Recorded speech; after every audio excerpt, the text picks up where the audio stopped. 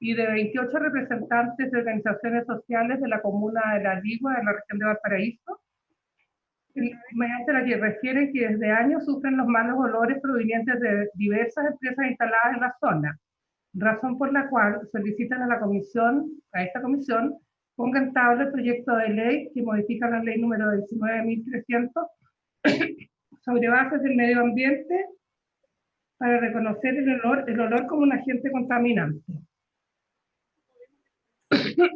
Es un proyecto que está en segundo trámite. El proyecto está desde julio del 2019 en la comisión. Gracias, Magdalena. Lo que sería bueno circularlo en los colegas, me parece interesante. Si es un proyecto que está en segundo trámite, no veo inconveniente, pero nosotros tenemos un compromiso en la comisión de tramitar la ley de cambio climático. Hemos estado con situaciones complicadas todos estos meses por los horarios. Está ahí Rafael, yo creo que no hay inconveniente que a medida que logremos terminar nuestras audiencias, que es lo que estamos tratando de finalizar, podremos tener en paralelo la ley grande, que es la ley de cambio climático, y algunos proyectos más puntuales, como puede ser este de olores o algunos que los senadores han planteado. Yo no vería inconveniente, lo importante sería si nos pudiera... Le voy a señalar, voy a darle una nota una nota al diputado Ibáñez señalando lo que usted dice. Correcto, ¿te parece, Rafael? Sí, estoy de acuerdo, presidente, de dejarlo ahí. Yo creo que es súper importante acelerar este tema del cambio climático para que pueda buscarnos todo lo otro. Ahora, si hay una ventana, podemos ir avanzando también con este proyecto paralelamente, pero yo creo que el énfasis que le hemos dado a la Comisión con el tema del cambio climático, que es un compromiso que tenemos no solamente con la ministra, sino que con nosotros mismos, de poderlo sacar este año. Sí, perfecto. Entonces, distribuir el proyecto, también poder enviarlo a nuestros asesores para tenerlo ahí, y veremos, ya normalizando esta situación de la sala y todo, podremos tener 2 sesiones o 3 para seguir avanzando. Y si no hay más, presentar a nuestros invitados y poder escuchar sus presentaciones. Está la ministra, presidente. Perdón, no la veía. Ministra, un gusto saludarla, no la veo acá. Ahí está. Felicitaciones, ministra, saludarla, y también qué bueno que sigan avanzando los proyectos de reconocimiento de los distintos santuarios de naturaleza, de los humedales principalmente, que se han enumerado. Yo le había pedido el otro día, le habíamos pedido como comisión, que sería bueno de los 40 humedales, un poco en qué etapa están cada uno. Algunos ya están con resolución firmada, otros están en el Consejo de Ministros, otros están en etapas de desarrollo. Sería bueno, tal vez, ministra, no exponerlo verbalmente porque son muy largos, que nos hicieran llegar como las 4 o 5 etapas que están cada uno, porque nos llaman de distintos lugares por lo mismo. Entonces, yo valoro que se han ido firmando ya los decretos en cada uno, pero es bueno tener el seguimiento. Sí, muchas gracias, presidente. En relación, primero, junto con saludarlo y esperar que se encuentren todos bien y sanos, así como su respectiva familia, señalarles que hemos avanzado de manera importante en la protección de los humedales a través del Plan Nacional de Protección de Humedales, y con la firma del presidente de los 3 últimos humedales, ahí el 5 de junio, el Día del Medio Ambiente, y alcanzamos más de 190.000 hectáreas de humedales protegidos en nuestro país como parte de este plan. Así que yo les voy a preparar y voy a hacer llegar a la comisión, además, el detalle para que ustedes cuenten, ¿verdad?, en cada una de las regiones cuáles son los humedales que ya se encuentran protegidos y en el estado que están los siguientes humedales del plan. Gracias, ministra, y antes de darle la palabra a nuestros invitados, reiterarle ahí una preocupación particularmente que me han llegado como presidente, es el humedal Laguna Señoraza en la comuna de Laja. Hay una intervención, hay una preocupación bastante grande, provincia del Biobío, región del Biobío, humedal Laguna Señoraza en la comuna de Laja. Especial preocupación, ministra, por lo que estuviera ocurriendo ahí. No está dentro del listado de los 40, pero un ecosistema que está bien amenazado y nos ha llegado bastante información. Laguna Señoraza. Gracias por la presentación, quedamos pendientes entonces con ese oficio global y, señora secretaria, si nos puede informar de nuestros invitados, y ahora estamos ya con quórum porque veo ahí al colega David Sandoval. Muy bien, presidente. Nuestros invitados, bueno, del Ministerio del Medio Ambiente está la ministra, señora Carolina Smith, el jefe del Departamento de Legislación y Regulación Ambiental, señor Roberto Curri, la jefa de la Oficina de Cambio Climático, señora Carol Urmeneta, y el asesor legislativo Pedro Pablo Rossi. De la Universidad de Chile va a hacer una presentación la académica del Departamento de Geografía, doctora Daniela Manusevich. De la Asociación Interamericana para la Defensa del Ambiente, AIDA, hará su presentación la abogada señora Florencia Ortúzar. Y por último, de la Asociación Chilena de Energías Renovables y Almacenamiento, estará el director ejecutivo, señor Carlos Final.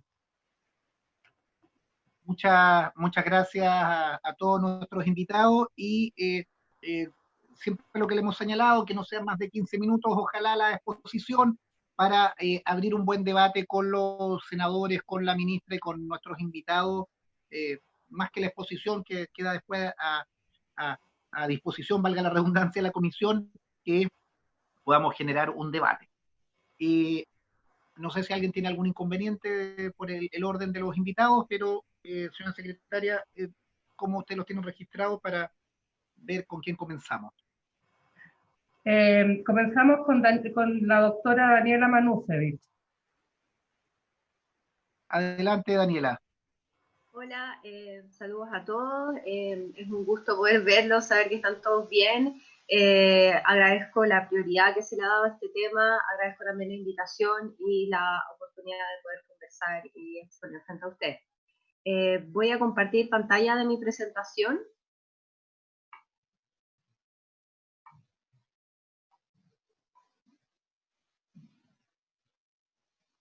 Perfecto.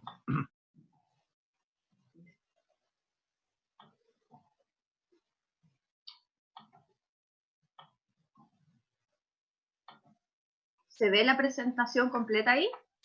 Perfecto. Maravilloso. Ok, bueno, saludarlos nuevamente, senadores, senadoras, ministra.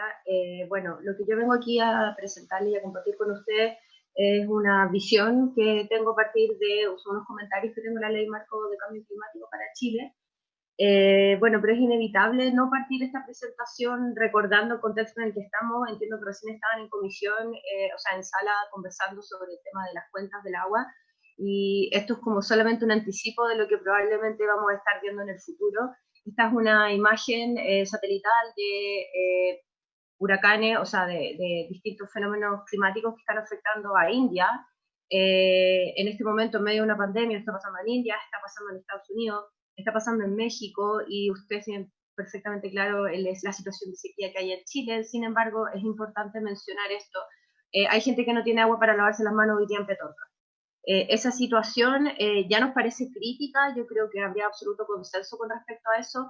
Sin embargo, parece aún más relevante que la ley que se está discutiendo hoy en día apunte justamente a fortalecer todos los temas que tengan que ver con medio ambiente. Entonces, básicamente, el análisis que yo vengo un poco a proponerles primero va en los términos generales, viendo cuáles aspectos son reguladores de esta ley.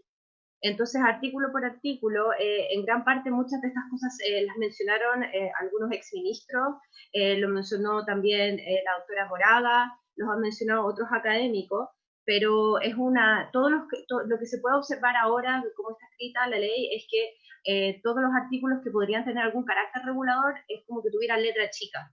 Tienen letra chica en el sentido de que hay, por ejemplo, cuando sale la estrategia climática a largo plazo, la contribución nacionalmente determinada, hay solicitud de rebaja de incumplimiento, se pueden rebajar las metas, al final lo definen las mismas personas que al final son las personas que están a cargo de cumplir estas metas. Los planes sectoriales, por ejemplo, en agua, finalmente todos sabemos que esto va a depender realmente del código de agua, y mientras eso no se modifique, realmente esto no tiene mucho diente. En cuanto a las normas de emisión, bueno, no queda claro qué recursos se le van a entregar efectivamente al ministerio. no se ve ningún cambio realmente estructural con respecto a estos temas. La participación ciudadana sigue siendo testimonial, se establecen una serie de comisiones a nivel regional, local, etcétera, pero no hay claridad de qué incidencia real tienen esas comisiones. Llama la atención notoriamente, y es imposible no decirlo, esta especie de visado que tiene el Ministerio de Hacienda en varios documentos que en algunos casos son de carácter completamente técnico. No se entiende por qué, porque uno podría decir, bueno, si fuera el recurso que se le está solicitando al Estado, en este caso no, en varios casos no es así. No se robustece finalmente la institucionalidad ambiental, si uno ve incluso los verbos que se utilizan en la ley: velar, elaborar, revisar, actualizar, coordinar, incorporar, solicitar. Siquiera en sus verbos se le entregan facultades efectivas al ministerio. El comité científico asesor es una gran idea, sin duda, pero finalmente sabemos es solo consultivo y ni siquiera en aspectos completamente de carácter técnico, tales como curatorial, por ejemplo, el inventario de gases de efecto invernadero, están claras las atribuciones. Por lo demás, existen otros comités asesores, por ejemplo, en previsión, que sí cuentan con un presupuesto efectivo para poder realizar investigación. Entonces esto nos dice un poco en qué posición se le está poniendo a este comité científico asesor. Si es que no se puede generar datos y si es que no existe un presupuesto efectivo para operar y poder hacer las funciones que se le encargan, es difícil entender cuál es la función efectiva que este tiene. Las municipalidades tienen un rol muy, muy secundario y parecieran estar, si lo viéramos esto como en una cadena de mando, en el último lugar, siendo que todos sabemos que son los más afectados por todos los temas de cambio climático y sin embargo no parece tener una gran influencia en esto. Deja al sistema de evaluación, existe un solo artículo regulador, o sea, un solo artículo que contenga sanciones efectivas para los incumplimientos que puedan haber con respecto a lo que se establece en la ley. Y sabemos que hoy en día solamente existen 90 fiscalizadores para todo el país. Si hacemos una estadística rápida, eso es 1 por 200.000 habitantes. Perú y Brasil tienen 10 veces más fiscalizadores. Entonces, nuevamente, cabe la duda de qué fuerza efectiva tienen estos artículos que son reguladores al ver cuáles son las letras chicas, por decirlo, los detalles sobre los cuales van a operar y no solamente van a ser testimoniales. Sin embargo, pasa algo muy contrario con todos los artículos que podríamos decir que son de carácter, perdón.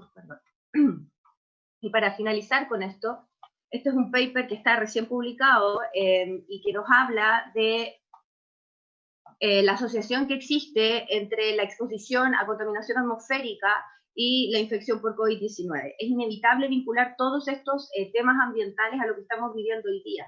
Las normas de calidad hoy en día son una urgencia, y son una urgencia no solo por la pandemia, sino que son una urgencia hace mucho tiempo y tienen que ser mejoradas.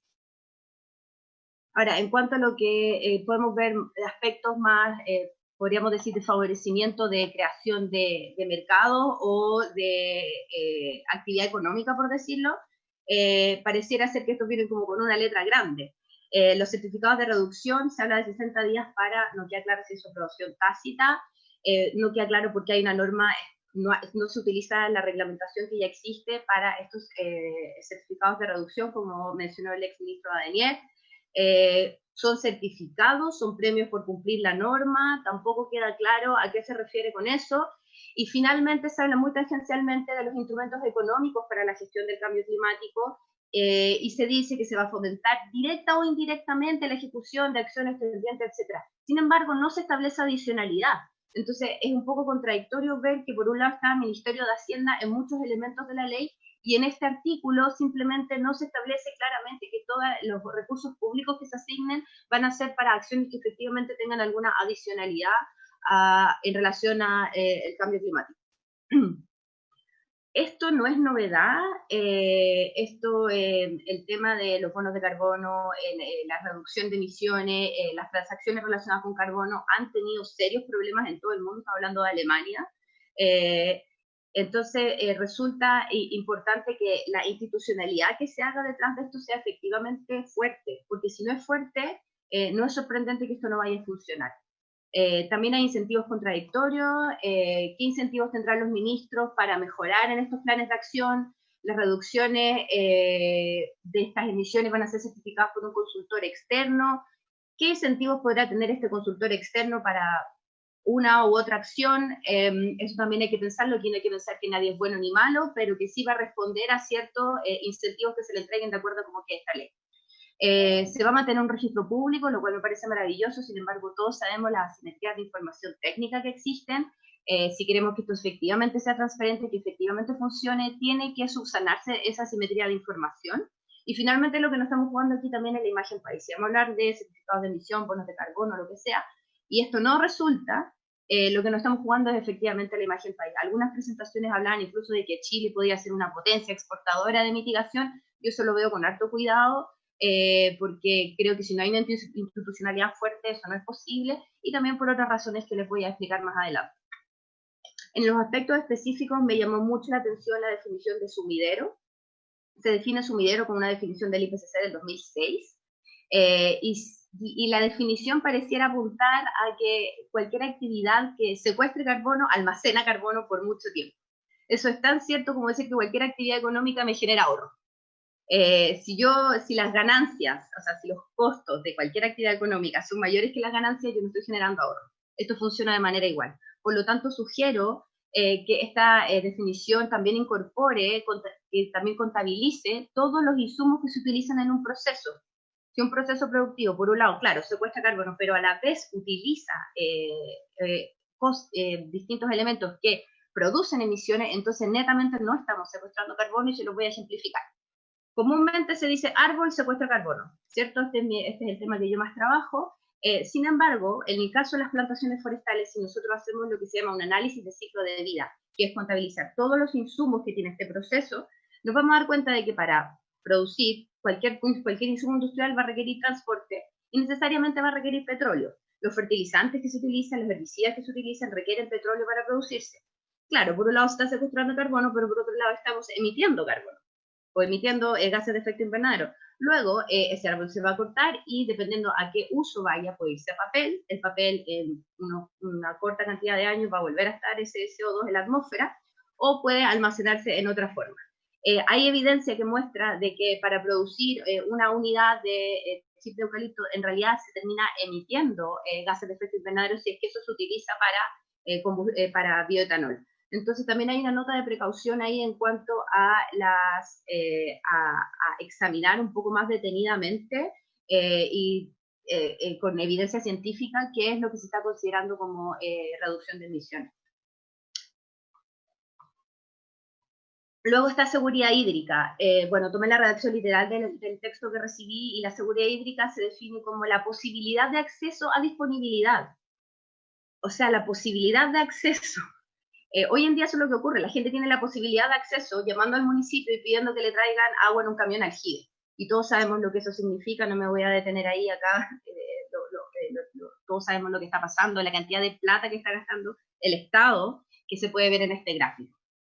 En reemplazo, propongo la definición de Naciones Unidas, que habla de la capacidad de una población para salvaguardar el acceso, que tiene una visión un poco más territorial y un poco distinta a lo que se presentó anteriormente.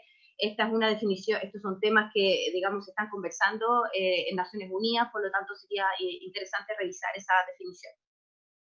En términos más conceptuales, lo que puedo observar hoy día en esta ley es que es bastante centralizado, o sea, realmente es al nivel administrativo que va al siguiente nivel administrativo, que va al siguiente nivel administrativo, y que finalmente termina en el municipio.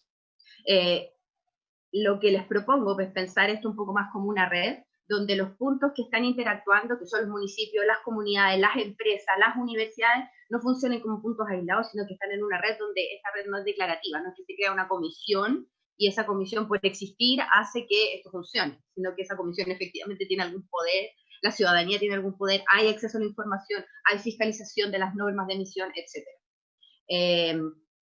Se habla mucho de los principios de costo-efectividad, de que hay inclusión de aspectos sociales, sin embargo es imposible no mencionar aquí, y hay evidencia que lo dice, el tema de la legitimidad.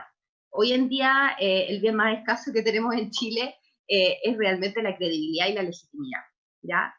Hay una línea muy delgada también en empezar a hablar de que vamos a empezar a exportar mitigación, cuando sabemos que no se puede crear algo de la nada. No podemos secuestrar carbono sin que eso tenga otras consecuencias. En este paper que se muestra aquí, se muestra qué es lo que, cómo se reduciría la escorrentía, es decir, el agua que escurre, si es que la NDC, que en este momento existía antes, se hubiera cumplido y se hubiera plantado únicamente con plantaciones forestales. No vamos a transformar este sistema económico, porque ya lo que estamos hablando en esta crisis es de empezar a transformar este sistema económico con las mismas lógicas que lo generaron. Angela Merkel ya lo mencionó, esta recuperación económica tiene que ser verde, están hablando en otros países de un nuevo acuerdo verde, y todos estos temas tienen que estar incluidos en esta ley. Algún otro expositor, no recuerdo su nombre, pero mencionó que esta ley está pensada con una lógica un poco noventera para lo que va a pasar en el 2030. Entonces hay una especie de contradicción en las lógicas que se están utilizando y que uno puede observar en la ley. Bueno, y esto es para cerrar, lecciones del pasado. Esta publicación es del 2011, donde analiza el proceso de legislación de la ley 19.300, y básicamente el argumento es que esta ley no fue a regular el medio ambiente, que es lo que uno intuitivamente tiende a pensar con una ley medioambiental, sino que por el contrario permitió que Chile firmara varios tratados de libre comercio, y con esos tratados de libre comercio se pudiera seguir expandiendo la extracción de recursos naturales a los mercados internacionales. Muchas gracias. Ahí está mi correo electrónico. Ahí está. Gracias Daniela por la presentación. Te pediría en particular, hacías referencia a un paper de la relación de las plantaciones forestales, bosque nativo con la escorrentía. No sé si eso está exactamente dentro de tu presentación. Si nos pudieras hacer llegar el paper in integrum, te pediría particularmente eso. A continuación, a nuestro siguiente invitado, señora secretaria.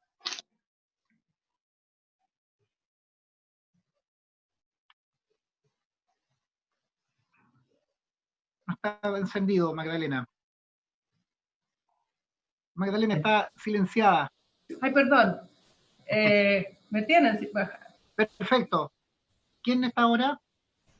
Ahora estoy bien. Está ahora la abogada Florencia Ortúzar, de la Asociación Interamericana para la Defensa del Medio Ambiente. Tiene la palabra Florencia. Buenos días, muchas gracias. Voy a compartir mi pantalla también. ¿Me avisan si me escuchan bien? Perfecto. Ya. Ok.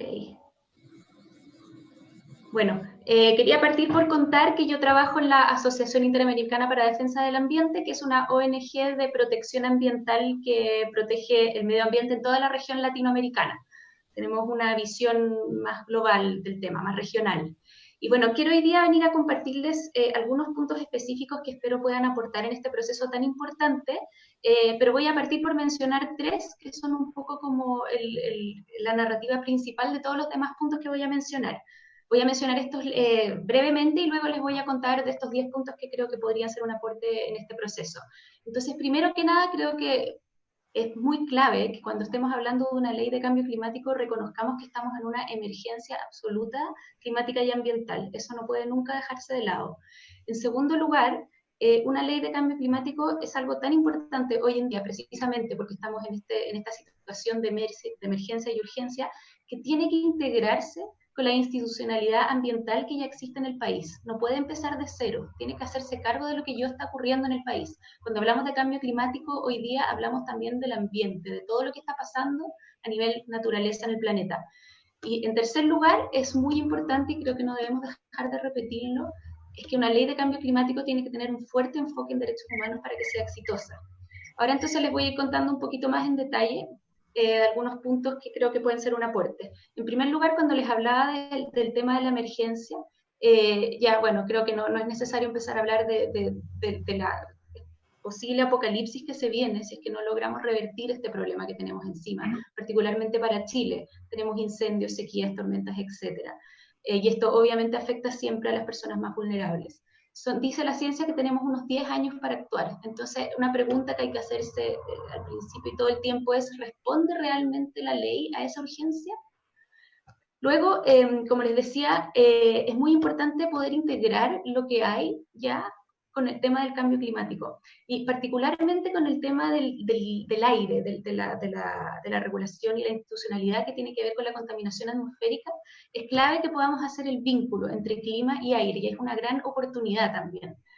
Entonces, aquí tenemos, yo considero que una ley de cambio climático tiene que abordar particularmente dos cosas que tienen que ver con el aire local en Chile. Una es la contaminación en las zonas de sacrificio, porque esta es una gran deuda que tiene el país. Y además porque ahí es donde ocurre la mayoría de las emisiones por las termoeléctricas a carbón, que son una de las emisiones más importantes de gases de efecto invernadero, y además es un compromiso que tiene el país. Y además tiene que abordar también muy claramente la contaminación que ocurre en las ciudades del centro y sur de Chile, que la contaminación del aire es, de hecho, una de las principales causas de muerte de las personas, que tienen que ver con el medio ambiente. Y nosotros en Chile tenemos un gran problema en muchas ciudades, particularmente por la quema de leña y por los autos a diésel. Entonces, una ley de cambio climático que viene a hablar del aire, tiene que también lograr integrar estos problemas. No puede como partir desde cero. Y mientras estamos hablando de eso, de hacerse cargo de lo que ya existe, también creo que una ley de cambio climático tiene que ayudar y aportar a resolver las deudas ambientales que ya tenemos. No podemos pretender tener una super ley de cambio climático que resuelva un problema global cuando en casa tenemos graves deudas ambientales. Entonces, en este sentido, creo que la ley de cambio climático es una oportunidad de mejorar nuestra institucionalidad, de meterle responsabilidad, rendición de cuentas y herramientas para que se pueda hacer valer el derecho a vivir en un medio ambiente libre de contaminación. O sea, darle herramientas a las autoridades ambientales para que puedan hacer su labor de proteger la salud de las personas y del medio ambiente. Darles la capacidad para actuar e implementar mecanismos también que permitan que la ciudadanía y el mismo Congreso puedan presionar. O sea, hoy día tenemos bastante claros los problemas. Por ejemplo, el tema de las normas de emisión, las normas de calidad. Algunas ni siquiera se han dictado y es evidente que hacen falta. Algunas son mucho más laxas que la Organización Mundial de la Salud, que eso no puede ser en un país como Chile, ya llevamos camino avanzado en ese sentido. Y algunas también no se revisan, a pesar de que la ley dice que deben revisarse. Entonces aquí claramente hay un problema que no podemos como hacer como que dejarlo debajo de la almohada, de la alfombra, mientras nos preocupamos de un problema global. Tenemos que atender nuestras deudas ambientales. Luego, como les decía al principio de mi presentación, el enfoque de derechos humanos es clave. O sea, bueno, el Acuerdo de París reconoce a los derechos humanos en su preámbulo, y toda acción climática tiene que estar enfocada en derechos humanos. Y esto tiene mucho que ver con reconocer que el cambio climático afecta a las personas más vulnerables. Entonces, es muy importante que para que sea exitosa la ley, que esto lo tenga muy claro. O sea, ¿quiénes son las personas vulnerables? ¿A quiénes está afectando de forma peor el cambio climático? ¿Cómo protegerlas? Creo que es muy importante que podamos mencionar incluso a esas personas. Los niños, las niñas, las mujeres, los adolescentes, los ancianos, las personas con discapacidad. Y aquí una cosa que yo encuentro, yo creo que sería un muy buen aporte, sería que dentro de esos segmentos vulnerables de la población se mencione también a la gente que vive en las zonas de sacrificio. Porque esas personas han sido vulneradas por mucho tiempo y hoy día son las más vulnerables frente a este problema. Eso sería como también resolver una deuda de injusticia ambiental que ha estado por demasiado tiempo. Además, cuando usamos un enfoque de derechos humanos, tenemos la posibilidad de hacer la transición que necesitamos, pero de una forma justa. Porque ¿qué pasa? Que muchas veces cuando actuamos así a tontas y locas tratando de resolver el cambio climático, y esto sucede todo el tiempo, caemos en falsas soluciones que pueden ser aún peor que el supuesto problema. Y también no se da como la transición justa que necesitamos. Por ejemplo, un buen ejemplo podría ser que, no sé, poner una planta solar, que parece ser una cosa muy buena para el cambio climático, sin considerar los derechos humanos de quienes están ahí, y no sé, ocupas un lugar que está siendo usado que era muy útil para producción agrícola, o que era muy importante para una comunidad indígena. Todos esos como traspiés se pueden evitar si se consideran los derechos humanos desde el principio y de una forma bien hecha. Esto también tiene que ver, por ejemplo, con la transición. En Chile tenemos un gran problema con la leña. Entonces, ¿qué pasa? La leña la usa para calefacción muchísima gente en Chile, y mucha gente que es muy pobre, que tiene también pobreza energética. Entonces, si tú lo haces con un enfoque de derechos humanos, puedes llegar a una solución buena y que sea con una transición justa. Ya sea, vamos a seguir usando leña, pero vamos a preocuparnos de que haya un proceso bien hecho, cosa que no se queme leña verde, etcétera, o vamos a cambiar la leña por calefacción eléctrica, pero eso tiene que hacerse involucrando a las personas que están afectadas, no es llegar y lanzar las soluciones así, porque como ha pasado muchas veces puede terminar siendo aún peor. Entonces el enfoque de derechos humanos es clave. Luego, otro tema que es muy importante y muy interesante es el del carbono negro, y aquí Chile ha sido bastante pionero en incorporarlo, y esto es algo muy bueno. A mí me parece que el carbono negro es una cosa como bien interesante, porque es una oportunidad. El carbono negro es un contaminante climático de vida corta que afecta, o sea, intensifica el problema del cambio climático sin ser, o sea, siendo diferente del CO2, y tiene como varias características particulares. Una es que dura muy poco tiempo en el ambiente. Esto quiere decir que si yo corto las emisiones, voy a tener beneficios climáticos en el corto plazo.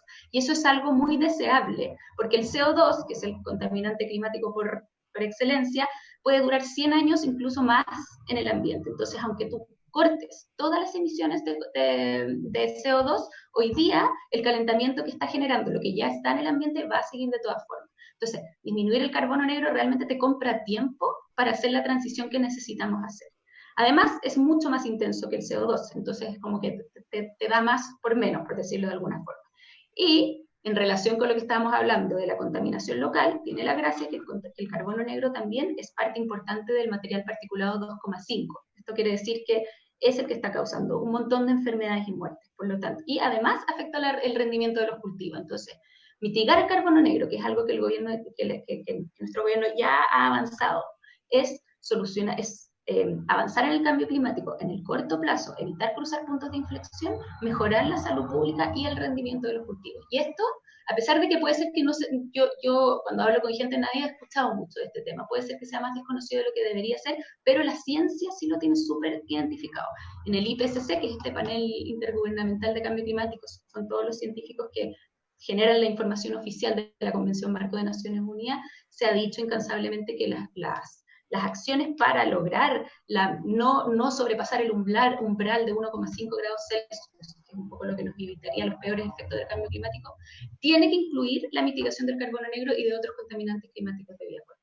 Chile comprometió una reducción del 25% del carbono negro en la última NDC que presentó, que es algo muy bueno. Entonces, esta ley podría ser un aporte en lograr que esa meta realmente se haga realidad, porque esto es algo que realmente hay que aprovechar. Luego, algo que creo que habría sido muy, muy bueno que tuviera la ley es hacer realidad y hacer más ambicioso o permitir que el cronograma de descarbonización se haga realidad y que sea cada vez más ambicioso. Hoy día pasa que está ahí, lo que se promete como con más certeza es más bien quitar las termoeléctricas más viejas, pero no se sabe mucho qué pasa con las demás, queda un poquito como a merced de los próximos gobiernos. Yo creo que ya tenemos suficiente experiencia en el mundo, hemos visto que de repente aparecen líderes gobernantes que deshacen todo lo que con mucho esfuerzo se hizo. Entonces creo que es muy importante que si es que estamos siendo pioneros en esto de la descarbonización, seamos capaces de blindarlo, de dejarlo en la ley para que no venga a llegar un nuevo gobierno y lo destruya todo. Hoy día a mí me da mucho gusto entrar al Ministerio de Energía, por ejemplo, y ver que dice que Chile avanza por la descarbonización, que ese sea el lema, escuchar al ministro hablando de la descarbonización, incluso lo he escuchado decir que probablemente va a ser mucho antes de lo que se ha dicho oficialmente, porque, bueno, la tecnología avanza, la urgencia avanza, etc. Todo eso es muy bueno, pero si no queda consolidado en una ley, no pasa nada. Así que eso también. Luego, algo que también creo que es muy importante, y también lo mencionaba Daniela, es mejorar el sistema de evaluación de impacto ambiental. Esto porque el sistema es la puerta de entrada de todo proyecto. Entonces, si ya sabemos que tenemos que dar vuelta al rumbo para lograr mantener un ambiente donde podamos vivir tranquilamente, tenemos que entonces hacer que todos los proyectos que entren sean un aporte a la solución y ya no más al problema. Creo que el crédito ambiental de seguir viviendo a costa del ambiente lo superamos hace rato. Entonces aquí el CEIA, más que mencionar simplemente el cambio climático, tiene que realmente incorporarlo y hacerse parte de este compromiso, o sea, que los proyectos estén en línea con los compromisos que el país está tomando. Esa es la única forma que realmente vamos a poder avanzar hacia estas soluciones tan ambiciosas que estamos poniendo al frente. Y luego, bueno, también lo dijo Daniela, y creo que es muy importante darle un rol muchísimo más importante a las municipalidades. En el territorio donde están las municipalidades es donde está el conocimiento de las personas del territorio, es donde está la sabiduría. Las municipalidades son las que van a estar ahí cuando hayan desastres asociados al cambio climático. Entonces, realmente ellas tienen que tener un rol muchísimo más fuerte. y esto también aportaría en avanzar hacia una descentralización, que también es una deuda que hace tiempo se está intentando, prometiendo que se va a implementar. Luego, una cosa que de hecho me encanta, no sé bien por qué, había un artículo en el anteproyecto que se quitó, que fue el artículo 15, que hablaba de la posibilidad de incrementar la meta. Este creo que es un artículo muy importante y creo que es muy importante que se meta, considerando la urgencia en la que estamos, considerando que este es un problema de derechos humanos y considerando que la tecnología permite que avancemos con unas metas cada vez más ambiciosas. Entonces, quitar esto me parece que no tiene sentido. Y para terminar, quería decir un poco sobre la situación hoy día en la que estamos. La pandemia ha sido terrible en muchos sentidos, ha generado muchísimo dolor, sufrimiento en todo el mundo, Chile no es la excepción, pero también ha significado una pausa, que es algo que no creíamos posible. O sea, de pronto se detuvo el sistema económico como lo conocíamos, se detuvieron también muchos aspectos de nuestra vida, cada uno de nosotros se ha visto como obligado quizás a producir menos, quizás a consumir menos, como quizás a vislumbrar un tipo de vida que es distinto, que es precisamente lo que el planeta nos está pidiendo. Entonces tenemos que aprovechar esta ventana de oportunidad, esta pausa que se dio, que no parecía posible, o sea, la inercia del sistema en el que estábamos parecía que no se iba a detener nunca, pero se detuvo. Entonces, por eso necesitamos que realmente esto de la reactivación sea realmente verde.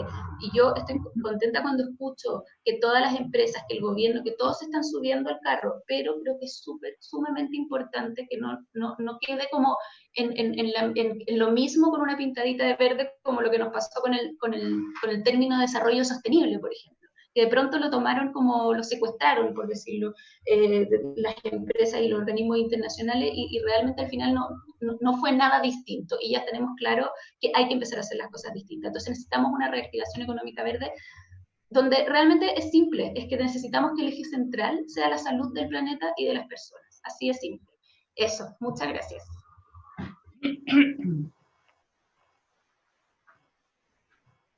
Gracias por la presentación, Florencia. Pasamos a nuestro último invitado.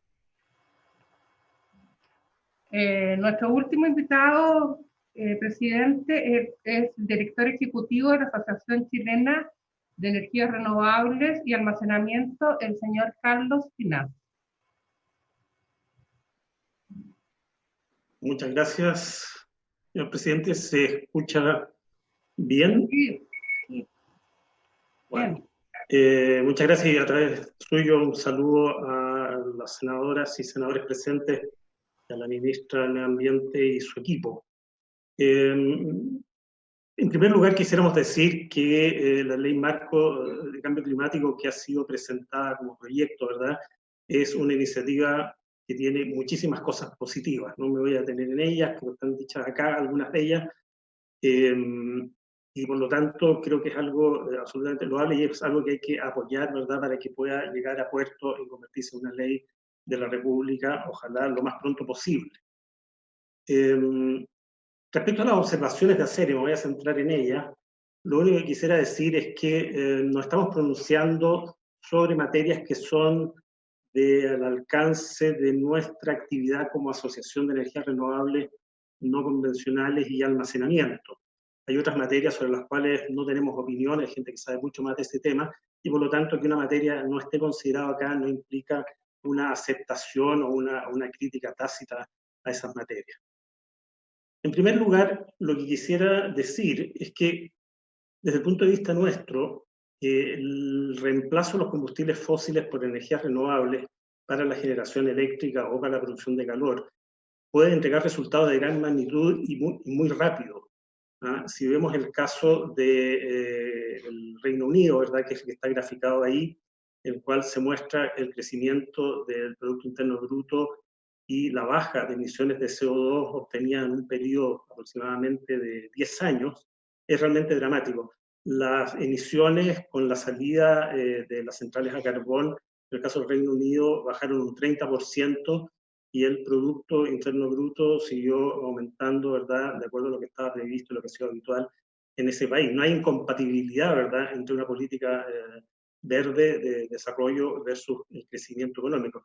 Y lo más interesante es que todo ese reemplazo de centrales a carbón ha sido mediante generación de energías renovables no convencionales, principalmente la utilización del viento. no ha sido mediante centrales nucleares, como se podría pensar en el caso de Inglaterra, ¿verdad?, o mediante gas natural, sino que hay una incorporación muy importante de viento, tanto en tierra como fuera de offshore, digamos, fuera de la costa. Entonces, tenemos una oportunidad, y esta oportunidad le quisiera graficar en algunos números gruesos, que ojalá después no me los cobren, que no es factible, porque en realidad lo que estoy haciendo es un ejercicio matemático solamente para demostrar el enorme potencial en la mina de oro sobre la cual estamos sentados nosotros como país. El consumo total de energía en calorías, teracalorías, digamos, del año 2018, que era una última cifra oficial a la que pude tener acceso, fueron 301.000 teracalorías aproximadamente. Si esa energía se convierte al equivalente en gigawatt horas, que es el lenguaje que usamos en el sector eléctrico para determinar la energía, esa energía podría ser suministrada por centrales eólicas y solares con una capacidad instalada de 142.000 megawatts de potencia. Para tener una idea, el sistema eléctrico chileno actualmente tiene aproximadamente 26.000 megawatts, por lo tanto estaríamos hablando de una capacidad 8 veces mayor, pero en centrales exclusivamente solares y eólicas, que es el ejercicio que quiero hacer para mostrarles este potencial. Bueno, el potencial de centrales de generación eólica y solares, tanto fotovoltaicas como concentración solar en Chile, es 1.852.000 megawatts, equivalente a 1.852 gigawatts de potencia. Y eso significa que con tan solo usar el 7,7% del potencial solar y eólico, sin considerar la geotermia, la bioenergía, las centrales hidráulicas pequeñas, etcétera, se podría reemplazar toda esa energía. Sabemos que no es posible, solamente un ejercicio matemático, pero que indica la magnitud de la disponibilidad de energías renovables y el potencial que tienen, además como herramientas de mitigación de emisiones. Por otro lado, aparece la oferta concreta, que es una realidad hoy día, en la cual lamentablemente creo que no estamos avanzando a la velocidad adecuada, se está trabajando en ello, pero creo que no vamos a la velocidad que exige un mercado mundial que se está moviendo muy rápido, es la economía del hidrógeno y que se liga íntimamente con las fuentes RNC. El hidrógeno se produce mediante un proceso, ¿verdad?, en que se inyecta energía eléctrica al agua, produce su separación en oxígeno y hidrógeno, y esa es la forma más simple, muy simple, ¿verdad?, de obtener el hidrógeno. Y bueno, la gracia es que el hidrógeno puede ser utilizado en distintas formas y por lo tanto se complementa con la fuente de RNC. La fuente de RNC, en estricto rigor, producen calor o energía eléctrica. Se pueden usar en esas dos conversiones de forma muy eficiente. Por el lado de calor, directamente está la concentración solar de potencia, la geotermia. En Chile hay experiencia de los dos, en la minería y en la generación de energía eléctrica. Y por el lado de la generación de energía eléctrica, está la generación de energía eléctrica pura, que va dirigida, ¿verdad?, al uso en los hogares, iluminación, calor, tracción, otros tipos de fuerza, ¿verdad?, pero también a la producción de hidrógeno. Y la producción de hidrógeno tiene atributos adicionales y complementarios. El hidrógeno puede ser una forma de almacenar energía, puede reemplazar directamente combustibles, como combustible a ser quemado, ¿verdad?, en motores térmicos, o bien su uso en pilas de combustible para la generación de energía eléctrica mediante una reacción química. Y todo esto lo tenemos en Chile. Es un potencial desarrollable y, por lo tanto, en la medida que se apuntara, ¿verdad?, al reemplazo de la quema de combustibles, esta capacidad se podría estar atacando básicamente a sobre el 70% de las emisiones del país. Sector de energía, ¿verdad?, sector transporte. ¿Cuáles son nuestras observaciones? Tenemos poco tiempo. De aquí al año 2050, que es cuando está establecida la meta de la ley marco climático, que fue comprometida, ¿verdad?, por el presidente de la República, quedan tan solo 30 años. Y 30 años en la escala de las modificaciones que hay que hacer es mañana en la práctica.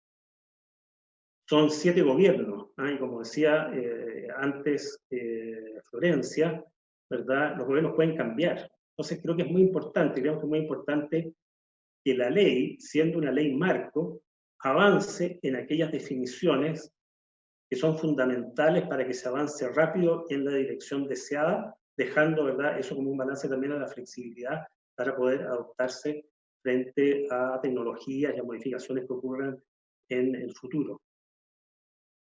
Pero en definitiva, pensamos que una de las primeras observaciones a la ley marco de cambio climático es que se queda demasiado en el marco, lo cual sería correcto si estuviéramos tal vez en el año 2010. Pero en el año 2020 creo que se puede quedar corta, ¿verdad?, para guiar por el camino que hay que seguir para lograr la meta de la neutralidad de emisiones en el año 2050.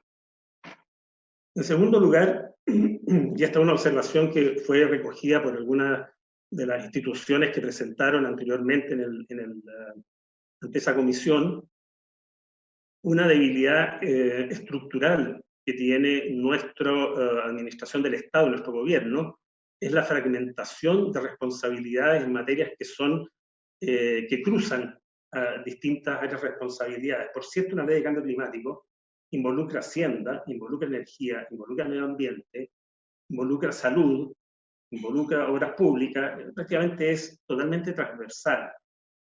Y si hacemos responsables a cada ministerio sectorial, ¿verdad?, cada institución sectorial, de realizar algunas actividades, sinceramente, y lo digo de la experiencia de alguien que ha manejado proyectos bastante complejos, vamos a obtener un Transantiago. No es posible pensar que las medidas que requieren coordinación se van a lograr por una simple coordinación entre las distintas instituciones en las cuales esto se le encarga. No es un problema de competencia, de las habilidades o del conocimiento o la experiencia que tengan las personas a cargo. Es simplemente una materia humana, en cuanto a cuáles son los objetivos y cuáles son los incentivos que tiene cada responsable sectorial. Esto fue señalado por la OCDE en el informe del año 2016, yo ahí solamente cito una de las citas que están al respecto, pero en varias partes del informe se ve la visión crítica de la OCDE respecto a esta fragmentación de responsabilidades. Y bueno, durante el gobierno pasado, cuando se anunció que se iba a hacer una agencia de cambio climático, fuimos muchos los que dijimos, y finalmente se va a hacer una agencia que ojalá esté a nivel de la presidencia de la República, inserta. Yo no soy experto en la estructura política, pero me imagino que al más alto nivel de responsabilidad, y la verdad es que fue básicamente la reconversión de los mecanismos de desarrollo limpio y otros mecanismos relacionados, ¿verdad? No quiero minimizar la importancia de esa agencia, pero creemos que quedó muy lejos de las expectativas que se generaron en su momento.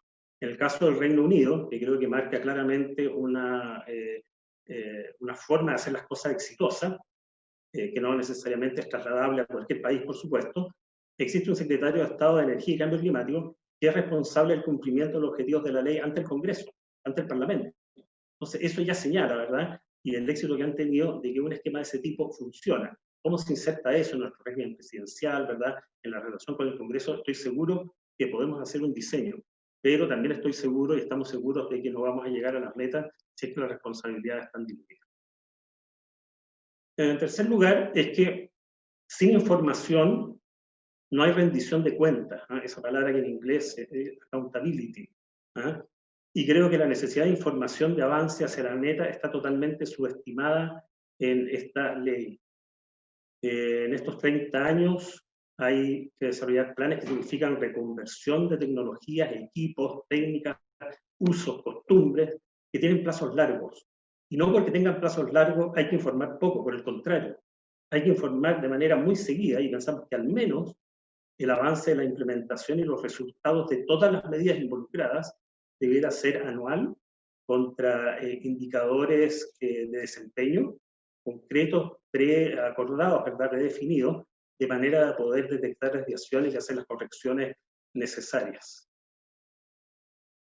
En cuanto a los instrumentos económicos, es tal vez el punto sobre el cual tendríamos una mayor visión crítica, digamos, por lo siguiente. Primero, porque creemos que la definición que se hace de instrumentos fiscales, instrumentos financieros, es relativamente vaga, no señala de qué forma estos instrumentos debieran insertarse en los instrumentos y en los mecanismos de contabilización a nivel mundial, y por lo tanto lo vemos como una especie de declaración de buena intención, probablemente requeriría un reglamento muy detallado, o a lo mejor una ley de aplicación. Y creo que esto oculta una realidad, y que son los impuestos correctivos, ¿verdad? Los impuestos verdes, como en el caso, que ya están en la ley chilena. Están puestos, no son completos, tienen algunas exclusiones, ¿verdad? Su monto es absolutamente bajo, no tiene realmente efecto en reducción de emisiones, pero están ya en la ley. Y sobre esto, la efectividad de estos mecanismos, ¿verdad?, de mando y control, yo creo que hay que tener en cuenta una declaración que ha tenido poca difusión en Chile y que hizo un grupo de 27 premios Nobel de Economía en Estados Unidos, que está en la página donde está la referencia ahí abajo, pero a los cuales se sumaron expresidentes de la Reserva Federal, expresidentes de la Secretaría de Finanzas, del equivalente Ministerio de Hacienda de Chile, en fin, personas de muy alto nivel y una cantidad de varios miles de otros economistas que firmaron esta declaración. Y lo que ellos dicen, resumido, ellos proponen 5 materias basadas en impuestos verdes, es que dicen, ¿por qué? Porque son la palanca más rentable para reducir las emisiones de carbono a la escala y velocidad que son necesarias. No hay ningún estudio en Chile que avale que establecer un mercado de transacciones de carbono va a ser eficiente y que va a poder responder en los plazos que necesitamos. Sin embargo, la posibilidad de mando y control sobre las emisiones de carbono mediante impuestos está demostrada que sí funciona. Otra materia es en cuanto a los plazos, quisiera reiterarlo. Si suponemos que esta ley se discute durante el año actual y con suerte está promulgada el año próximo, va a ser necesario abordar la construcción de reglamentos, ¿verdad?, leyes también que apliquen esta ley marco, y eso va a tomar al menos 2 años. O sea, ya para la efectividad de esta ley tenemos 27 años, ya no son 30 años. Estamos descontando años que son valiosísimos, que son los años de más impacto que van a tener las medidas a la medida que se tomen más temprano. Por lo tanto, nosotros creemos que la ley, insistimos, debiera ir más allá de ser una ley marco de cambio climático, debiera tener ciertas disposiciones, compromisos, fechas de cumplimiento, al menos, por supuesto, la fecha en la cual los reglamentos deberían estar emitidos. Tenemos en el sector eléctrico experiencia de 10 años para el desarrollo, 14 años para el desarrollo de reglamentos. Entonces, si eso no queda debidamente establecido y acordado, creo que va a perder mucha fuerza esta ley. Bueno, insistiendo que la ley es algo necesario, nos parece muy bien y la apoyamos. Con lo único que quisiera terminar, ¿verdad?, son las palabras que ustedes seguramente han escuchado decenas de veces de parte de Greta Thunberg, en que nos recuerda que el carbon budget va a ser consumido completamente en 8 años y medio, es decir, a fines de la presente década. Realmente no tenemos tiempo para dilatar acciones concretas para avanzar en cuanto al cambio climático y esperamos que esta ley sea la que habilite esas medidas. Muchas gracias. Gracias, don Carlos, por la exposición. Agradecer a los 3 expositores, además gracias por la brevedad y por lo conciso de los tiempos. Ofrecemos la palabra a los estimados colegas para poder, o la ministra si también desea intervenir sobre las exposiciones. Ofrecemos la palabra. Senadora Órdenes. Tiene la palabra. Jimena. El link de la invitación la Lorena, yo te la reenvío antes de esa hora, Jimena. Ya, ni un problema. Senadora Allende también. Luego. Otro, el Horacio me pidió que te acompañara en la tarde porque estaba complicado con una reunión, me dijo. Señora secretaria, poder distribuir las palabras, senadora Órdenes, senadora Allende. No he solicitado la palabra, presidente. Ah, perdón, Isabel Allende entonces. En primer lugar, agradecer las presentaciones. Creo que han sido muy ilustrativas e importantes para el desafío que tenemos en esta ley marco, los 3 expositores. Quiero partir, digamos, por la primera exposición, aunque excusándome que llegué un poco tarde, que estábamos en sesión extraordinaria de la sala, pero igual lo que alcancé a escuchar creo que es tremendamente importante cuando hizo referencia la doctora Manusevich al tema de los recursos hídricos. Me gustó que criticara la definición de seguridad hídrica y creo que es mucho más adecuada a la que ella dice respecto a Naciones Unidas. Yo creo que es algo que ojalá la ministra, si está escuchando en términos de medio ambiente, lo pueda considerar.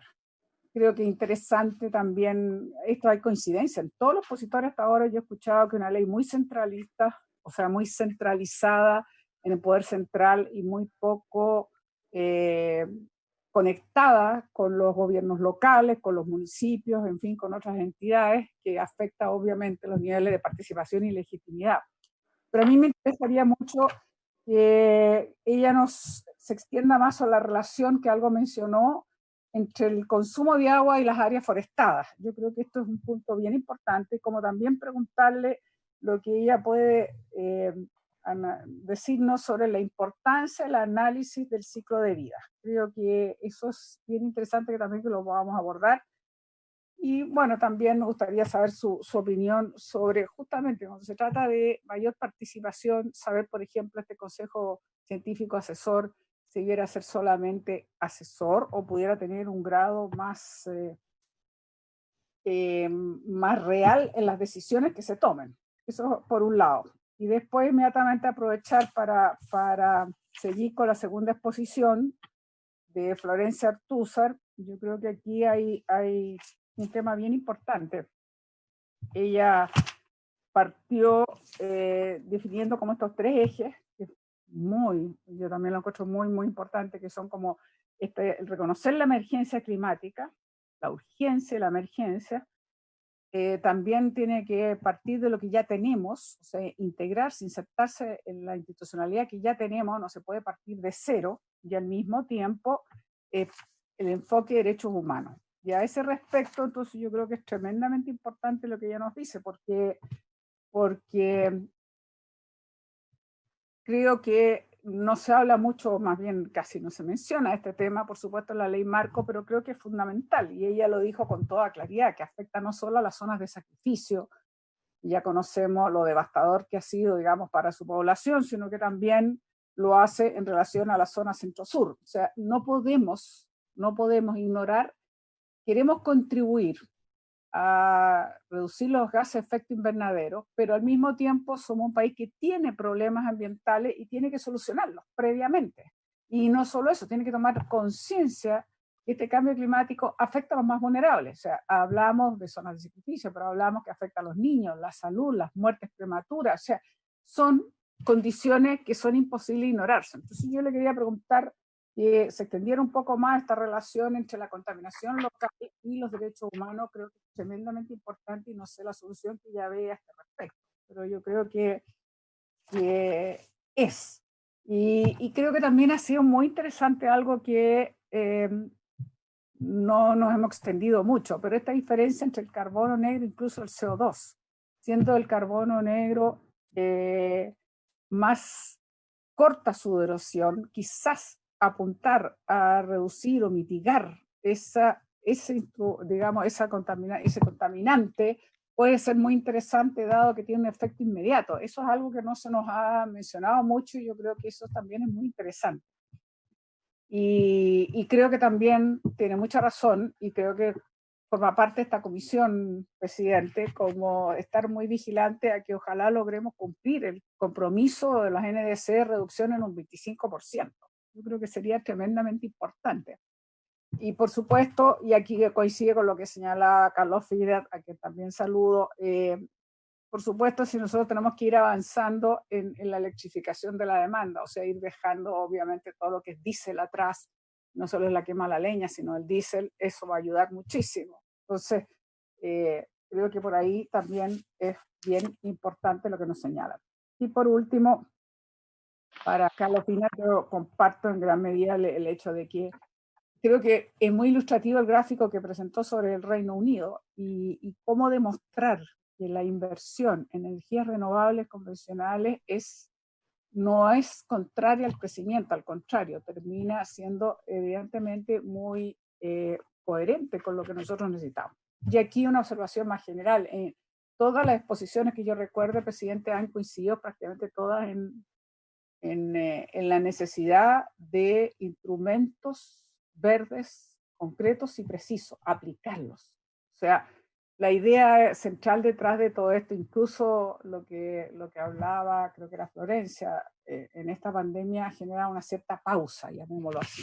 Entonces, lo interesante sería, a partir de estos datos, que hoy día hay aparentemente menor contaminación, menos consumo, etcétera, etcétera, generen la oportunidad para buscar un desarrollo que se centre más de sus instrumentos en una economía verde.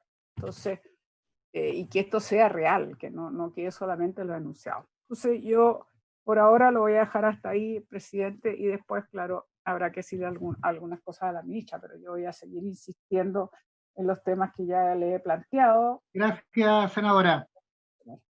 Con lo del derecho humano y la zona de sacrificio. Gracias, senadora. ¿Alguna otra palabra? Acumulemos las preguntas para que nuestros invitados puedan contestarlas todas a la vez. ¿Algún otro senador o senadora? Si no hay palabra, voy a hacer yo un par de preguntas. Especialmente, Daniela, me gustaría ahondar en la importancia de la definición de la seguridad hídrica, los elementos que tú ves más relevantes de la definición de la ONU, o cuáles son los aspectos que consideras que la definición que está establecida es limitada. Primer elemento. En segundo lugar, lo que señalaba, sin perjuicio de compartirnos el paper de la relación de plantaciones forestales y la escorrentía, yo creo que un elemento fundamental, relevante. Hoy día yo creo que no solo va a llover menos, sino que además los eventos de lluvia van a ser más intensos, entonces la capacidad de absorción, la capacidad de retención de esa humedad, de esa cantidad de agua, es fundamental tener una masa vegetal, una masa boscosa mayor. Entonces, si tienes ahí algún elemento. Y en el caso de Florencia, principalmente en qué cifras o en qué instrumentos tú planteas la necesidad de invertir o ser más incisivo en el carbono negro. Creo que es muy bueno la comparación respecto del dióxido de carbono, que en definitiva, invirtiendo en disminución de carbono negro, tenemos efectos más inmediatos. ¿Cómo ves esa situación?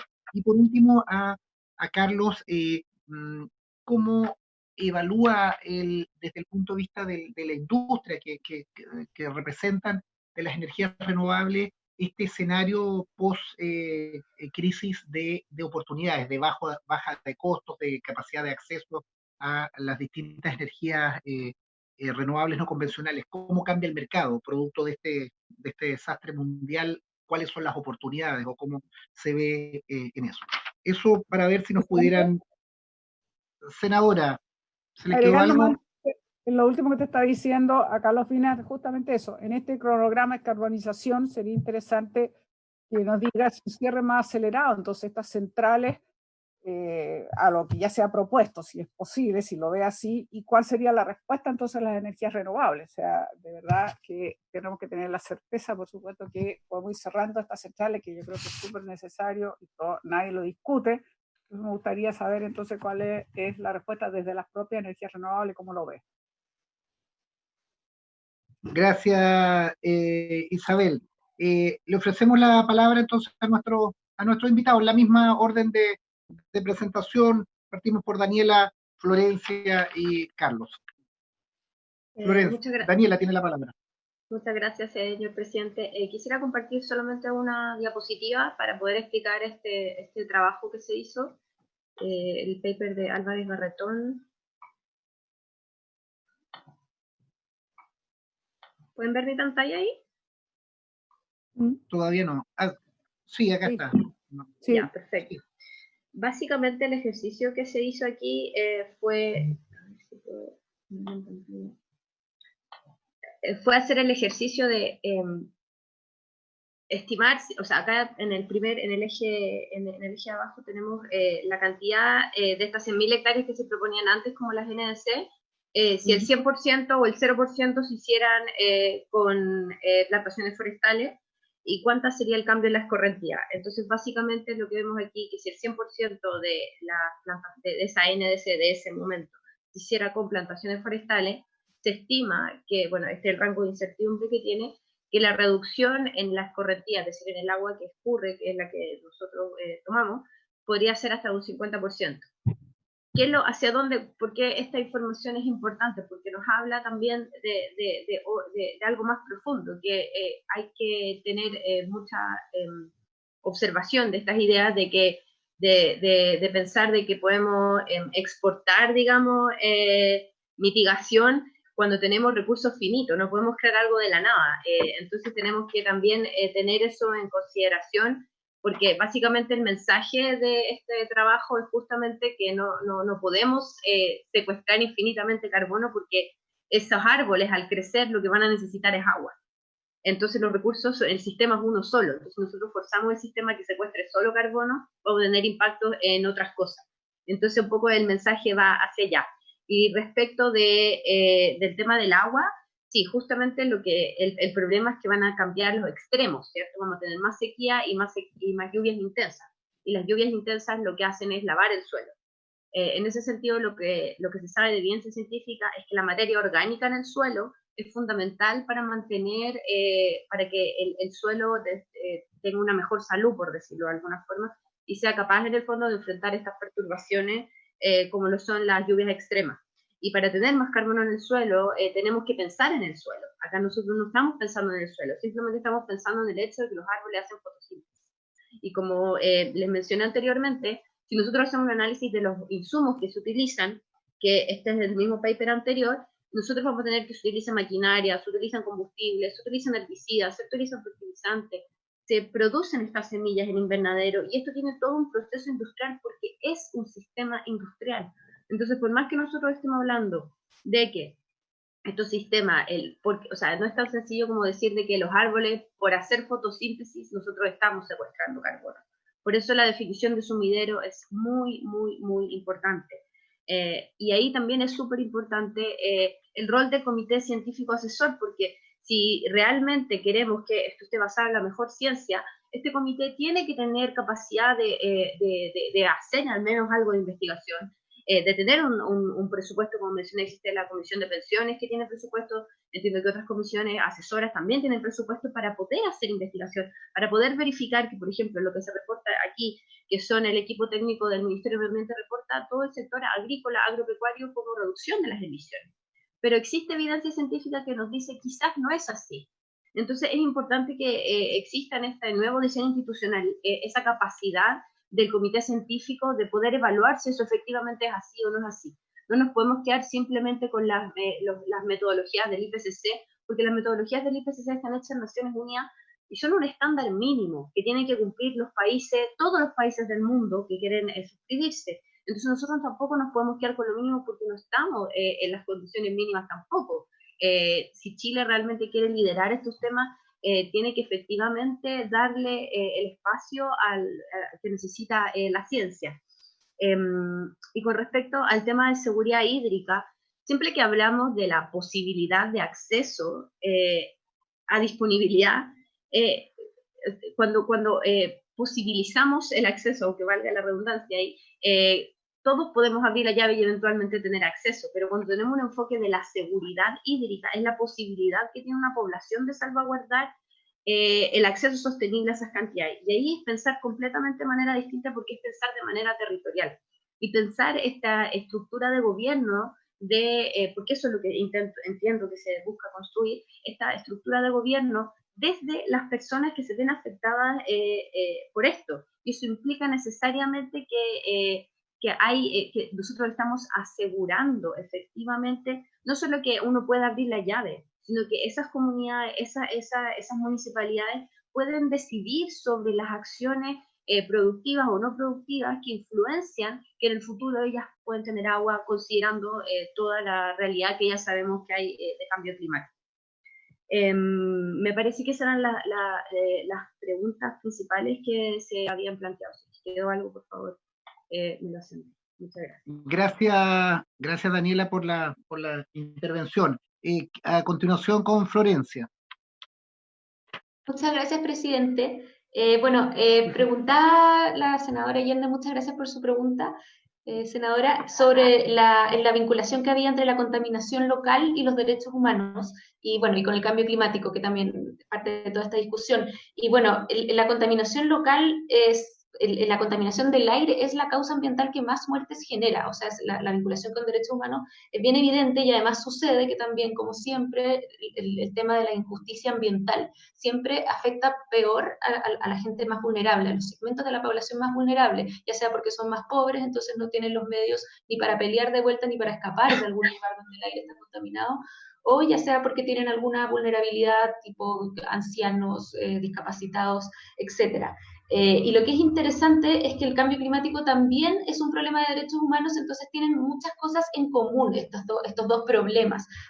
Ambos tratan de derechos humanos como son la salud, la vida, la integridad, y además tienen que ver con el aire, entonces al final lo que hay que hacer para solucionarlos en muchos casos es similar o es lo mismo. Entonces por eso es que es tan importante integrar la gestión de cambio climático y de calidad del aire. Es como un win-win por donde se lo mire. Y esto tiene mucho que ver en el fondo con el tema de la urgencia también. No podemos sino actuar de la manera más eficiente y rápida posible.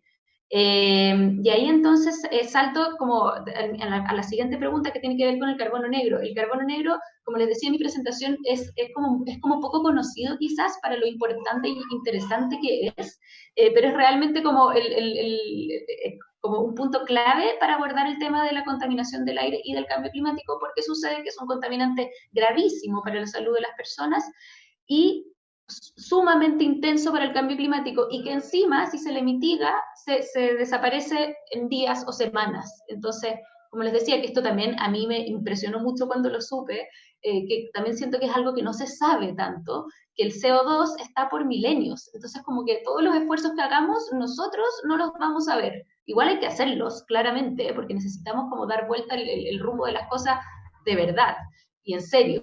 Pero esto del carbono negro nos compra ese tiempo que necesitamos para evitar cruzar los puntos de inflexión. Y cuando cruzamos los puntos de inflexión es cuando empiezan a pasar cosas terribles que ya no podemos controlar.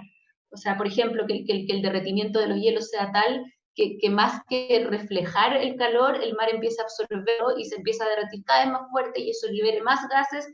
Y son esas cosas que en verdad da un poco de nervio pensarlas, pero que están ahí. O sea, son realidades científicas que ya están sumamente controladas. Entonces, con respecto, o sea, sumamente documentadas y evidenciadas. Con respecto a la segunda pregunta que me hacía, y se le agradezco, presidente, del carbono negro, hay mucho ya estudiado y ha dicho, ya de hecho con nuestra NDC que define que se busca esta meta del 25%, ya se sabe, o sea, por ejemplo, existe en una organización que se llama la Coalición del Clima y Aire Limpio, que se dedica a la mitigación de estos contaminantes en el mundo. Y de hecho, Chile ha tenido una participación bien importante ahí. El ex ministro Mena, cuando era ministro, de hecho, cuando era subsecretario, fue copresidente de ese organismo. Entonces, estamos ahí bien metidos, y esa organización se dedica como a ayudar a los países a encontrar las mejores formas de mitigar el carbono negro. También está el CR2, que ha venido a exponer acá un par de veces y ha hablado del tema incluso, que también han hecho estudios específicos para Chile de cuáles son como las formas más eficientes de mitigar este carbono negro. Entonces, las formas están estudiadas, ya se sabe cuáles son, se han probado en otras partes del mundo y funcionan. Entonces, aquí lo único que faltaría es como darle como seguridad a que realmente se va a perseguir esta meta, y eso lo que se podría hacer estableciendo buenos indicadores, buenos sistemas de medición y verificación, y obviamente, como siempre, permitiendo que los compromisos se puedan ir mejorando y haciendo cada vez más ambiciosos a medida que aumenta, que mejora la tecnología, y que obviamente sigue siendo todo muy urgente. Eso. Feliz de seguir aclarando dudas. Gracias por la exposición.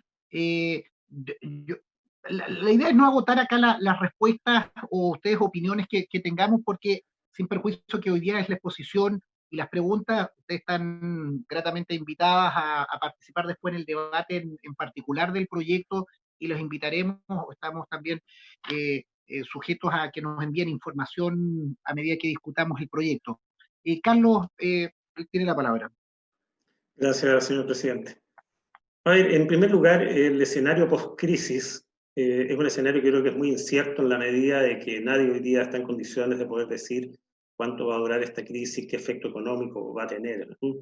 Pero suponiendo cierta razonabilidad en los plazos, creemos que en el escenario post-crisis relacionado con la recuperación es una oportunidad muy grande, y eso está reconocido y ya recogido por la industria de la energía renovable, que a nivel mundial ha hecho planteamientos concretos respecto a aprovechar la recuperación económica y aprovechar las ventajas, ¿verdad?, de la energía renovable para una transición energética eficiente como un mecanismo de mover la economía. De hecho, en Chile, una cosa que podemos decir con mucha satisfacción es que de los proyectos en curso en Chile al comienzo de la pandemia, ninguno se ha detenido. Los proyectos siguen adelante y en la práctica se están construyendo un poco menos de 5.000 megawatts, es decir, está en construcción hoy día prácticamente el 80% de lo que ya tenemos como capacidad instalada, y por lo tanto a fines del año 21 es muy probable que tengamos ya cerca de 10.000 megawatts instalados, con todas las dificultades que esto significa, ¿verdad?, con el apoyo de la autoridad para poder hacer los proyectos, mover la gente, los equipos, etcétera, se está haciendo. Y esto es muy relevante, especialmente lo que significa la generación de pequeño tamaño, porque esa es inversión local en lugares en los cuales realmente no habría otra oportunidad de que una inversión de esta magnitud hubiese llegado en el aprovechamiento de los proyectos bajo 9 megawatts. Por lo tanto, desde el punto de vista de la industria lo vemos con optimismo, porque creemos que la industria va a seguir estando en el ranking, entre los primeros lugares en inversiones, como un motor de la economía, alineado obviamente con el objetivo de esta transición energética. En segundo lugar, quisiera mencionar algo que puede ser muy engañoso, ¿verdad? Y es que los combustibles fósiles están bajando de precio. Por supuesto, la demanda ha bajado. Hay industrias como la industria del gas, en las cuales si uno no saca el gas de una planta, no se pueden obtener los productos líquidos, y por lo tanto hay lugares en los cuales se ha pagado por el retiro del gas, es decir, ha habido un precio negativo desde el punto de vista de los consumidores, y eso podría pasar perfectamente también en el sur de Argentina. Pero eso es transitorio. El precio, en nuestra opinión, no va a durar tanto como para que fuese atractivo, en el caso de Chile, invertir en, por ejemplo, nuevas centrales a gas, además que hay una capacidad que no está siendo utilizada. Por lo tanto, esa baja de precio hay que poner cuidado, no hay que generar expectativas, no lo vemos como una amenaza a la industria, excepto que, ¿verdad?, alguien se encandile con esto sin tomar en cuenta de que va a ser solamente temporal. Creo que en eso hay que seguir adelante con el cronograma de descarbonización, y conecto con este tema. El cronograma de descarbonización creo que hace resultado en una sorpresa muy positiva, en términos que se está haciendo más rápido de lo que estaba presupuestado. No solamente ya hay centrales que han sido desconectadas, sino que una de las empresas socias de Acera, Enel, anunció, ¿verdad?, el retiro de las centrales en la zona de Coronel anticipadamente, con lo cual la verdad es que se ha producido un retiro muy importante de centrales a carbón, y no tenemos duda de que con las medidas adecuadas en cuanto al desarrollo de las energías renovables no convencionales y al desarrollo del almacenamiento, donde todavía hay algunas tareas pendientes, ese retiro de esas centrales va a poder ser reemplazado de manera eficiente por energías renovables no convencionales más el almacenamiento. Tenemos un punto débil, sí, ahí, que es el sistema de transmisión. El sistema de transmisión hoy día es un cuello de botella muy importante para el desarrollo. Todavía no se han activado algunas de las restricciones, pero algunas restricciones van a estar presentes el año próximo o el año siguiente, especialmente si la demanda comienza a subir nuevamente, y eso es algo que hay que cuidar y acelerar al máximo posible el desarrollo de este sistema. Y para terminar, mencionar el caso del gas. El gas no es un combustible limpio. El gas es un combustible más limpio que el carbón, pero igualmente tiene, emite CO2, ¿verdad?, en una proporción aproximadamente del 50% de lo que emite un megawatt, y por lo tanto lo vemos como un combustible de transición. Pero por lo tanto es necesario hablar del gas cuando se esté hablando de la descarbonización, entendiendo por descarbonización la reducción de las emisiones de CO2. Tenemos el tiempo para hacerlo. Hoy día esas centrales están cumpliendo con un rol muy importante e irreemplazable por algunos años más, pero esas emisiones son emisiones que tienen que ser eliminadas en algún momento, ¿verdad?, como parte del plan de mitigación de emisiones en el caso de Chile. Creo que con eso respondo. Si me queda alguna pregunta en el tintero, por favor, le pediría que me lo recuerde. Gracias Carlos por la exposición, también a Daniela y a Florencia. No sé si hay otra pregunta entre los invitados, los senadores, o la ministra, si quiere alguna intervención. Señora ministra, tiene la palabra. Presidente, usted habla con Paulina Sandoval, soy la jefa de la división jurídica del Ministerio. La ministra se excusa porque tuvo que salir a una reunión urgente en presidencia.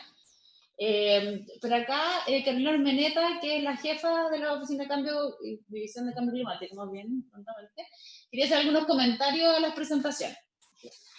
Hola, muchas gracias y por su intermedio, señor presidente, a todos los senadores y a todos los expositores. Muy interesante. La ministra, como decía Paulina, estuvo hasta casi el final, pero tuvo un llamado urgente que tuvo que atender.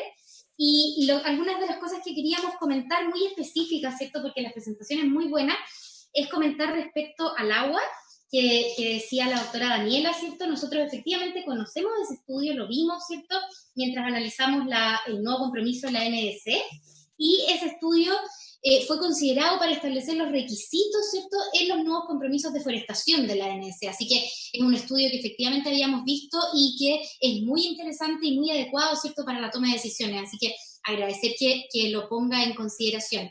Y lo que sí comentar respecto a lo que mencionaba de las capturas, ¿cierto?, y la definición y el uso de inventario de gases de efecto invernadero, yo quiero destacar que Chile a nivel internacional y nacional es reconocido por la calidad del inventario y por su transparencia. El inventario que presentaba la doctora Daniela es el inventario que Chile presentó el año 2016, que tiene la serie de 1990 al año 2013.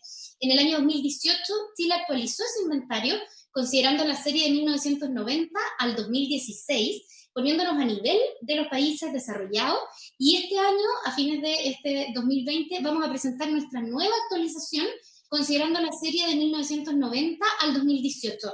Esto nos pone en cumplimiento de todos los requisitos internacionales que tenemos respecto a información y a transparencia, en lo que Chile es muy destacado y nos permite tomar decisiones, ¿cierto?, y poder hacer las proyecciones que hemos visto para poder efectivamente decir que podemos llegar a la carbono neutralidad.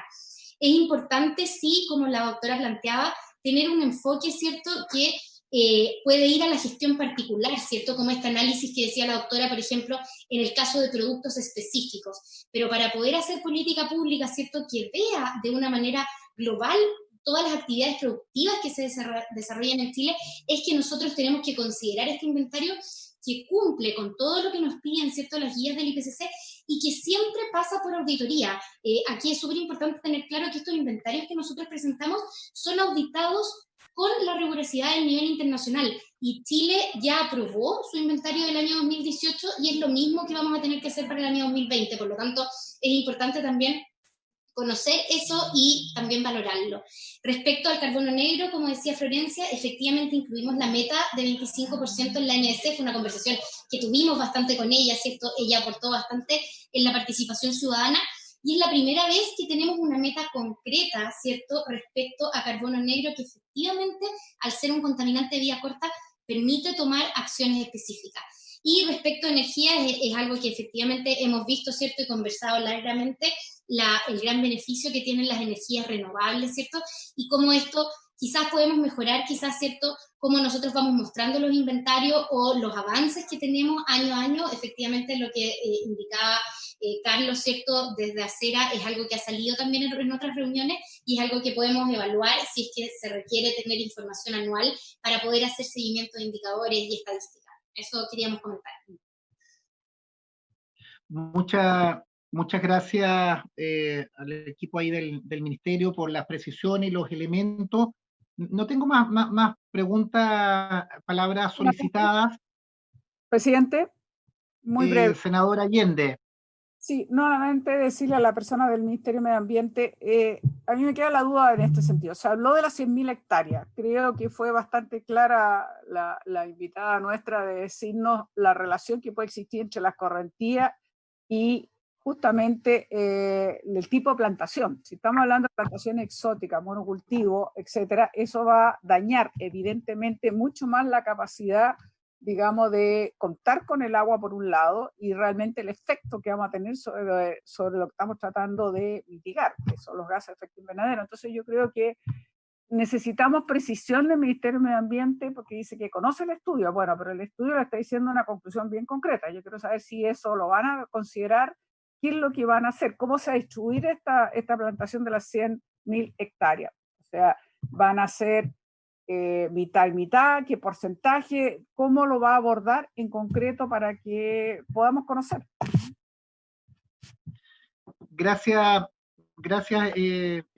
Isabel. Sería importante tal vez yo lo que sugiero, Isabel, acumular varias preguntas al Ministerio. A mí me preocupa enormemente porque acá en el sur tenemos un avance descomunal de plantaciones de monocultivo, y creo que ese aspecto de captura de CO2 no refleja la realidad del manejo de cuencas, lo que significa en definitiva la biodiversidad de los bosques nativos como un efecto fundamental en el ciclo hídrico. Yo lo que haría, para no extenderme, para tal vez invitar a dos expertos en este tema, yo creo que es un punto grande, así con mayúscula, para poder verlo hacia adelante.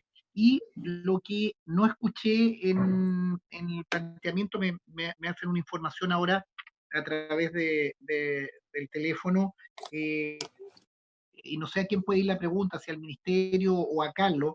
La mareomotriz, no he escuchado la mareomotriz como una energía en la cual se esté apostando.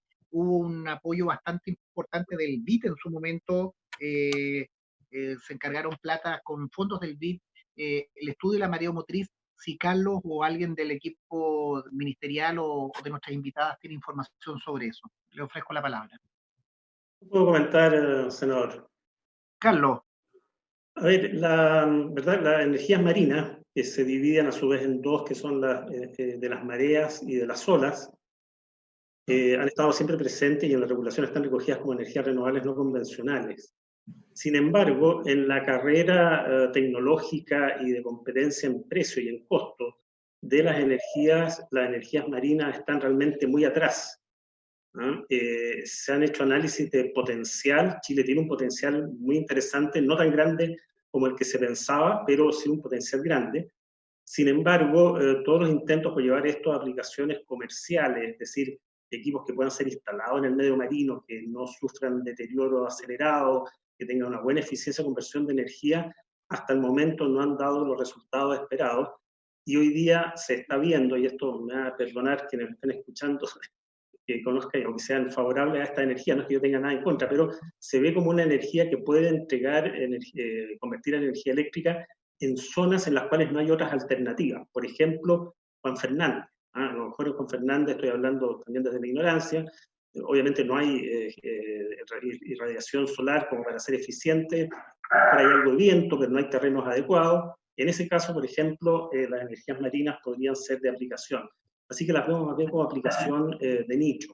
Salvo que, y eso siempre está abierto, ¿verdad?, que en el avance por la investigación y desarrollo que se hace, se encuentre, ¿verdad?, una forma eficiente que hasta el momento no aparece. Chile mantiene un programa de investigación que es a través del MERIC, un convenio entre empresas, el gobierno de Chile y universidades, que ha entregado ya varios resultados, pero que no ha cambiado radicalmente esta visión. Okay. Está con el micrófono apagado, señor presidente. Perdón. Gracias, Carlos, por la precisión, es importante, y tal vez en algunos de los puntos que quedan pendientes, a mí me interesa mucho esto del compromiso de las 100.000 hectáreas. Creo que hay una diferencia fundamental entre la plantación de bosque nativo versus el monocultivo, y sobre todo, no solo el número de hectáreas, también, si Daniela nos puede ayudar en algún momento, lo que yo siempre he dicho es la densidad y la forma absolutamente desregulada con la cual se hacen las plantaciones forestales, que son desiertos verdes, son grandes extensiones de paños de eucaliptus o pinos, y con una densidad de árbol por hectárea brutal, y también con el sistema de tala rasa, que es otro tema brutal desde el punto de vista del suelo. Hago la reflexión y cito a la senadora Aravena, Carmen Gloria Aravena, que no es de esta comisión, porque con quien hemos conversado en varias oportunidades, por la necesidad de una ley de suelo que es algo fundamental, porque realmente estamos hablando mucho del ecosistema, estamos hablando de las plantaciones, estamos hablando del agua, de la escasez hídrica, pero lo decía, no sé si era Daniela o alguien de los invitados, o Florencia, no sacamos nada con tener mayor o menor precipitaciones si tenemos un suelo que no fija, que no retiene el agua, en que la escorrentía va cambiando absolutamente. Entonces, creo que, si les parece, colegas, que en algún momento pudiéramos tener la referencia de suelo, de una política de suelo, escuchar un poquito más de suelo, como ese ecosistema se reconoce también en este proyecto. Y me están llamando de la comisión de la sala que sigue con la ley de tarifas eléctricas. Yo quedaría hasta acá, salvo que alguien quisiera una última precisión. Agradecerle a nuestros invitados, como siempre, y reiterarle ahí a cada uno, especialmente a Daniela, que nos tiene que enviar el paper de Garretón y Álvarez, o Álvarez y Garretón. Solo una Senadora, pequeñísima intervención, perdón. Sí, adelante. Es que creo que esto es demasiado importante como para dejarlo pasar. El tema forestal no es un tema específico. Gran parte de lo que se resta de las emisiones que tiene Chile son el sector forestal. Entonces no es un tema menor, no es un tema específico de un producto específico. Es algo bastante estructural y medular dentro de las emisiones que tiene Chile. Eso por un lado. Y el tema de las auditorías son estándares internacionales que demoran muchos años en actualizarse. Entonces, ¿vamos a ir rápido o vamos a ir con la evidencia que hay hoy día en Chile, o vamos a ir al estándar que se establece desde afuera, que va mucho más lento? Nada más eso. Gracias, Daniela. Isabel, para terminar.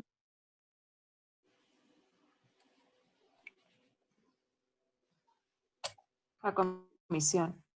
Se fue a comisión. Bueno, quiero agradecerle a todos, estamos en paralelo con la comisión en la sala de tarifas eléctricas.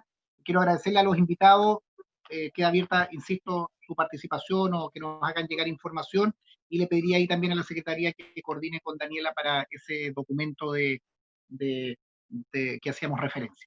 Muchas gracias a cada uno de los invitados, a nuestros colegas y a la Secretaría, habiéndose cumplido a la ministra y a su equipo.